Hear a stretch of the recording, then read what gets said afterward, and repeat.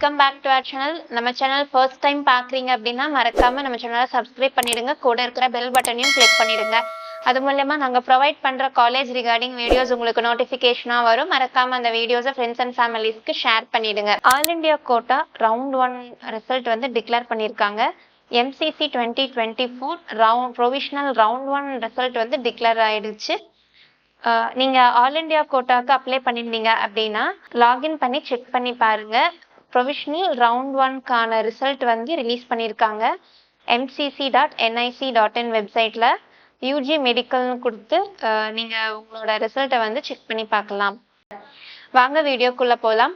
இப்போ நம்ம பார்க்க போகிறது MCC 2024, அதாவது மெடிக்கல் கவுன்சிலிங் கமிட்டி தான் வந்து நம்மளுக்கு ஆல் இண்டியா கோட்டா கவுன்சிலிங் நடத்துகிறாங்க.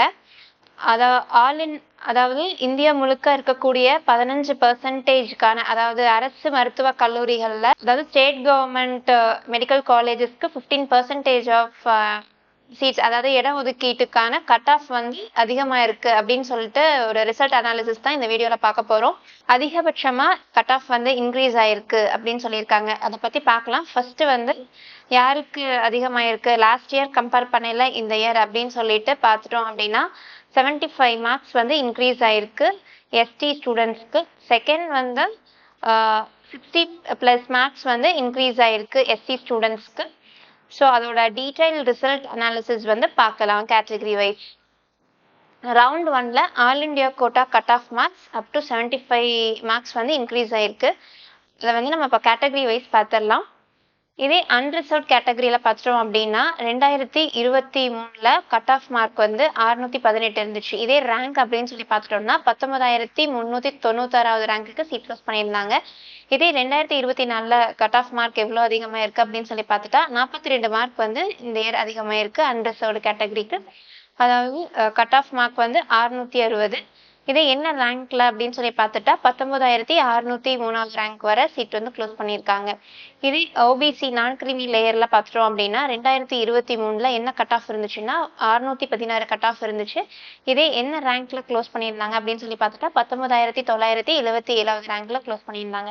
இதே 2024, அதாவது இந்த இயர் அப்படின்னு பார்த்துட்டா 658 மார்க் கட் ஆஃப், அதாவது எவ்வளோ மார்க் அதிகமாக இருக்கு அப்படின்னு சொல்லி பார்த்துட்டா 42 மார்க் வர அதிகமாக இருக்கு. என்ன ரேங்க்ல க்ளோஸ் பண்ணியிருக்காங்க அப்படின்னு சொல்லி பார்த்துட்டா 20,281 ரேங்க் வர சீட் வந்து க்ளோஸ் பண்ணியிருக்காங்க.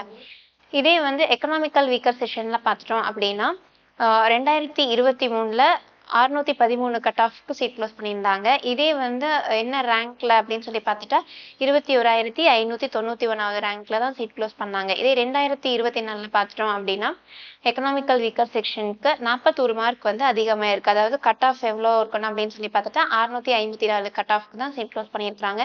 அதாவது என்ன ரேங்க்ல அப்படின்னு சொல்லி பார்த்துட்டா 23,419 ரேங்க்கு தான் சீட் க்ளோஸ் பண்ணியிருக்காங்க.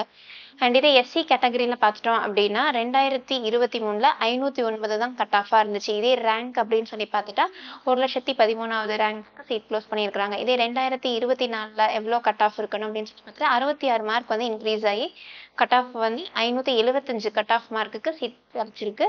அதாவது என்ன ரேங்க் அப்படின்னு சொல்லி பார்த்துட்டா 1,56,076 ரேங்க்கு சீட் க்ளோஸ் பண்ணியிருக்காங்க.